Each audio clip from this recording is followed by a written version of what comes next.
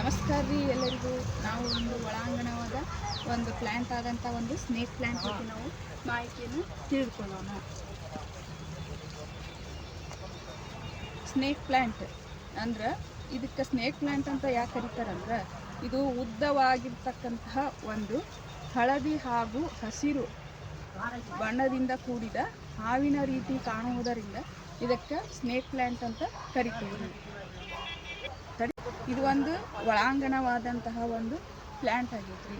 ಯಾಕಂದ್ರೆ ಇದು ಒಳಗೆ ಇರ್ತಕ್ಕಂತಹ ಒಂದು ಹಾನಿಕಾರಕ ವಾಯುವನ್ನು ತಡೆಗಟ್ಟಿ ಪರಿಶುದ್ಧವಾದಂತಹ ಒಂದು ವಾಯುವನ್ನು ಮನುಷ್ಯನಿಗೆ ನೀಡ್ತೈತಿ. ಇದರ ಮೇಂಟೆನೆನ್ಸ್ ಏನು ಜೀರೋ ಮೇಂಟೆನೆನ್ಸ್ ಇರ್ತೈತೆ ರೀ. ಇದನ್ನು ಮಣ್ಣು, ಕೊಕೊಪಿಟ್ಟು, ಆಮೇಲೆ ಕುರಿ ಗೊಬ್ಬರದಿಂದ ತಯಾರು ಮಾಡ್ಬೋದು ರೀ. ಆಮೇಲೆ ಇದು ರಾತ್ರಿ ವೇಳೆ ಮನುಷ್ಯನಿಗೆ ಆಮ್ಲಜನಕವನ್ನು ನೀಡ್ತದೆ. ಇದನ್ನ ಜಾಸ್ತಿ ಅಂದ್ರೆ ಇದರ ತಾಪಮಾನ 18 ಡಿಗ್ರಿ ಸೆಲ್ಸಿಯಸ್ನಿಂದ 32 ಡಿಗ್ರಿ ಸೆಲ್ಸಿಯಸ್ ತನಕ ಇರುವಂತಹ ಒಂದು ತಾಪಮಾನದಲ್ಲಿ ಬೆಳೆಯುವಂತಹ ಒಂದು ಸಸ್ಯವಾಗೈತಿ. ಇದಕ್ಕೆ ಜಾಸ್ತಿ ನೀರಿನ ಅವಶ್ಯಕತೆ ಇರಂಗಿಲ್ಲ.